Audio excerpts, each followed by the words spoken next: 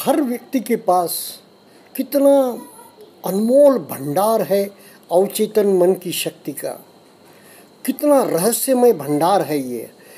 इसे अगर ठीक तरह से चैनलाइज किया जाए तो कितना सृजनात्मक इसका उपयोग हो सकता है। वही नहीं, इसका उपयोग मोक्ष के लिए, निर्वाण के लिए, मुक्ति के लिए हो सकता है। विकार मुक्त जीवन बनाने के लिए इस अमोघ शक्ति का जो अवचेतन मन की है उसका उपयोग हो सकता है।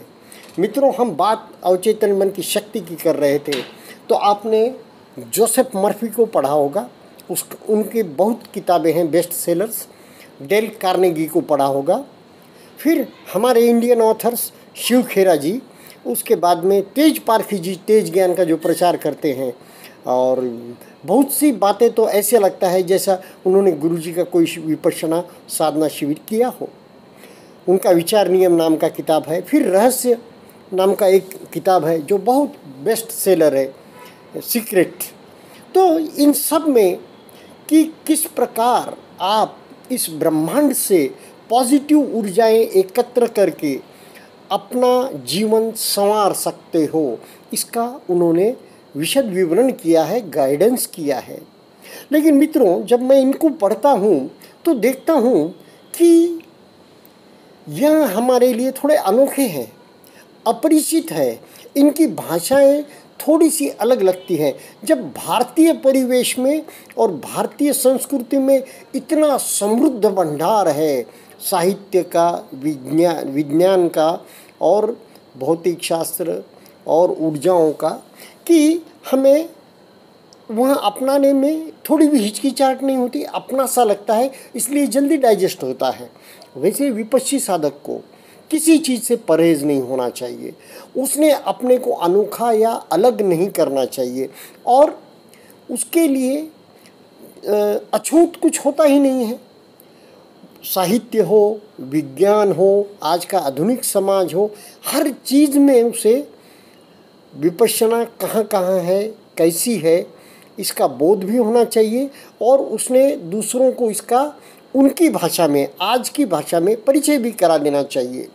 जैसे अब इनको मैं पढ़ता हूँ अवचेतन मन की शक्ति को, तब मुझे दुर्योधन की बात याद आती है। दो हमारे महाकाव्य है जो जग प्रसिद्ध है, शेक्सपियर वगैरह भी जितने माने कि समृद्ध साहित्यकार थे वे भी इसके पीछे पागल थे। उनकी यहाँ भाषा नहीं थी उन दिनों, तो संस्कृत उनके लिए कितनी मुश्किल, लेकिन वे भी इन दो महाकाव्यों के प्रति जो भगवान व्यास ने, महर्षि वाल्मीकि ने लिखा रामायण, तो कितना था। तो इसमें दुर्योधन पात्र है, वह क्या कहता है, जानामि धर्मम नच में प्रवृत्ति, जानामि अधर्मम नच में निवृत्ति। फिर रावण क्या कहता है, वैसा मूल जो वाल्मीकि रामायण वो नहीं, तुलसीदास जी का रामचरितमानस में रावण क्या कहता है कि हो ही भजन नहीं तामस देहा, लेकिन मेरा देह तामसी है, मुझसे भजन नहीं होता।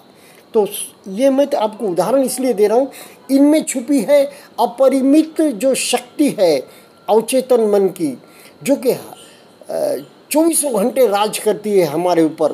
कहीं कहीं थोड़ी देर कॉन्शियस जागरूक माइंड हमारा साथ देता है, वह बार बार हमें अवगाह जरूर कराता है। जब तक हम निद्रिस्त नहीं होते तब तक, निद्रा आने के बाद में तो सारा अवचेतन मन का ही साम्राज्य चलता है। कहते हैं ना, अब अपनी भारतीय संस्कृति में क्या कहते हैं कि सूर्य जो है ना बुद्धि का देवता है, यानी कि जब तक दिन रहता है बुद्धि का साम्राज्य रहता है। बुद्धि यानी कि एक प्रकार से जागरूक माइंड को आप कहेंगे, और जैसे ही रात्रि आती है तो अवचेतन माइंड का साम्राज्य हो जाता है और मन का साम्राज्य ज़्यादा हो जाता है। मन का पोर्शन ज़्यादा से ज़्यादा अवचेतन मन है तो उसका साम्राज्य हो जाता है। यानी कि कहते हैं कि मन का कारक है चंद्र। ये बस जानने के लिए जानिए आपने। हमारे लिए जहाँ कहीं भी विपश्यना योग्य बातें हैं वह हमारे लिए अछूत नहीं है, वह हमारे लिए सर्वथा ग्राह्य है। हमने बिल्कुल अपने आप को दुनिया से अलग नहीं कर लेना है। विपश्ची साधक को दुनिया में जहाँ जहाँ भी इस चीज़ मिले, विपश्यना मिले। अब देखो भगवान श्री कृष्ण क्या कहते हैं गीता में। गीता में उन्होंने अनेक अनेक चीज़ों में, अनेक व्यक्तियों में, अनेक ये इस सारी सृष्टि में कहाँ कहाँ विभूति यानी कि मैं हूँ यह बताया है, भगवान है, यानी कि पीपल के वृक्ष में है, इस प्रकार।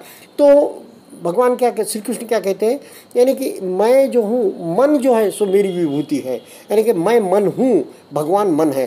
तो हमारे भगवान बुद्ध और गुरुदेव भी क्या कहते हैं कि मन बिल्कुल विशुद्ध है, मन अपने आप में परिशुद्ध है, मन बिल्कुल कोई ये नहीं है, यानी कि वह बिल्कुल शुद्ध स्वरूप में है। यह क्या है, विकारों द्वारा ही वह बिल्कुल धूमिल हो जाता है, विकारों द्वारा ही मटमैला हो जाता है, विकारों द्वारा ही उसका अशुद्धिकरण होता है। तो इन विकारों को शुद्ध करना है। एक तो है कि जल जब स्थिर हो जाता है तो उसमें के सारा जो कूड़ा करकट है नीचे बैठ जाता है। वैसे हम शरीर को स्थिर करते हैं, मन को स्थिर करते हैं, एकाग्र करते हैं, और जो भी कूड़ा करकट अशुद्धियाँ जमा हुई है विकारों की, उसे नीचे तल तक नहीं जाने देते, उल्टा उसको सरफेस पे लाकर अलग कर देते हैं। जैसा वीड्स या कुछ कहते हैं ना, जल में कुछ अशुद्धि हो तो हम क्या करते हैं, पानी पीना हो, जल लेना हो तो उसे हाथों से अलग अलग बाहर करते हैं और फिर उसमें से जल उठा लेते हैं।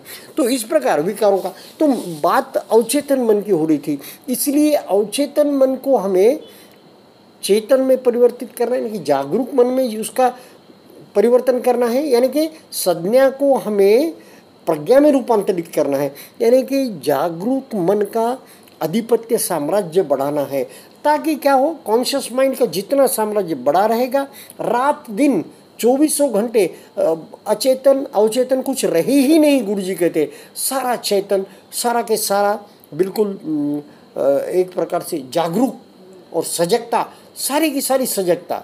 तो अंदर क्या हो रहा है, भीतर तक, शरीर के भीतर तक क्या हो रहा है, गहराई तक, और उसी प्रकार की मन की भीतर तक अवचेतन मन में क्या हो रहा है, इन सब तक किधर भी दीवार न रहे। इन दोनों में मोटी मोटी दीवार है कहते हैं गुरुदेव, यह कहीं दीवार न रहे।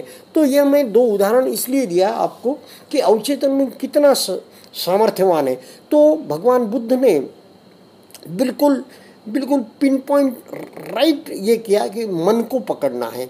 इसमें भी आप देखेंगे ना, भारतीय शास्त्रों में भी और फॉरेन के जो पाश्चात्य या पूरी दुनिया में जो भी शास्त्र है, उसमें उन्होंने क्या देखा, मानव ने यह देखा कि जो शरीर है, शरीर मृत हो जाता है तो होता क्या है।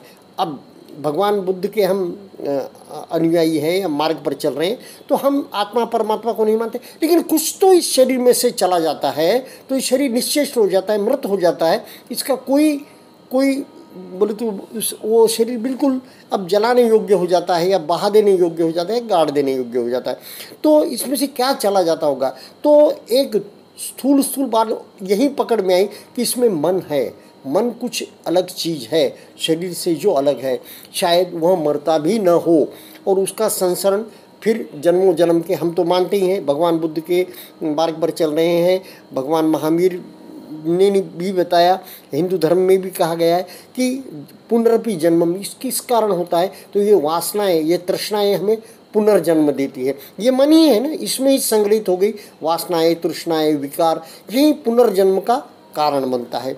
तो इसलिए इसे सुधारने के लिए भगवान बुद्ध ने विपश्यना विद्या का आविष्कार किया, ढूंढ निकाली। भगवान क्या कहते हैं, मैंने ढूंढ निकाली, पहले भी यहाँ थी, ऐसा उन्हें बोलने का कोई कारण नहीं था।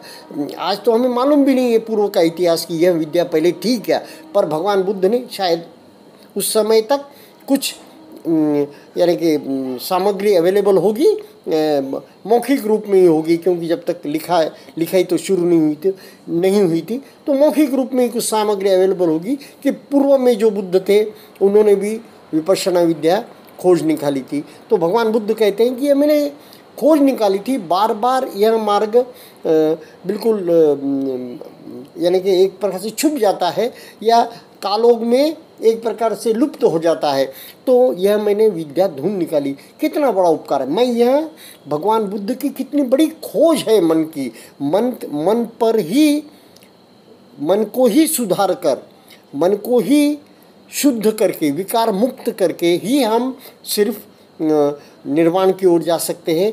मन को विकार मुक्त करके ही मन की सृजनात्मक शक्ति बढ़ा सकते हैं। मन को विकार मुक्त करके ही मन को विपश्यना विद्या द्वारा, अष्टांगिक मार्ग द्वारा हम ब्रह्म विहार में ले जा सकते हैं। अनंत मैत्री, अनंत करुणा, अनंत मुदिता और अनंत उपेक्षा का अमृत वहाँ 24 घंटे चखता रहे, ऐसा बना सकते हैं हम मन को। मन का अवचेतन मन का प्रभाव, निद्रिस्त मन का प्रभाव, जो ताकत है उसकी ताकत का इस्तेमाल कन्वर्ट करना है हमें, उसकी ताकत को पूरी तरह से रूपांतरित करना है, क्योंकि वह 24 घंटे प्रतिक्रिया करता रहता है। प्रतिक्रिया राग और द्वेष की करता है, जिससे पुनर्जन्म, आगे का भाव निर्माण होता है। आगे के हमारी जो घटनाएं हैं, सीधा कहूँ आगे का जो भविष्य है वह सामने घटते रहता है। राग किया तो वैसा, द्वेष किया तो वैसा, और ज़्यादातर ये द्वेष की प्रतिक्रिया ही ज़्यादा चलती है, यानी कि क्रोध हो, मत्सर हो, इस प्रकार यही प्रतिक्रियाएं ज़्यादा चलती है।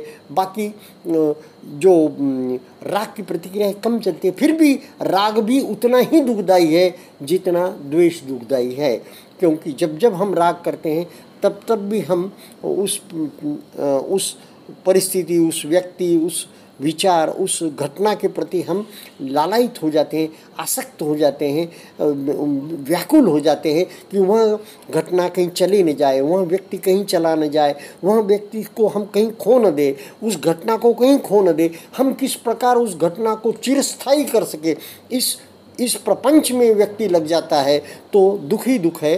तो इतना कहते हुए मैं अवचेतन मन की शक्ति से आपको परिचय करा रहा था, और भगवान बुद्ध की कितनी बड़ी खोज है मानव के लिए, यह विपश्यना विद्या, इसका महत्व बता रहा था। आगे भी बताऊंगा। धन्यवाद।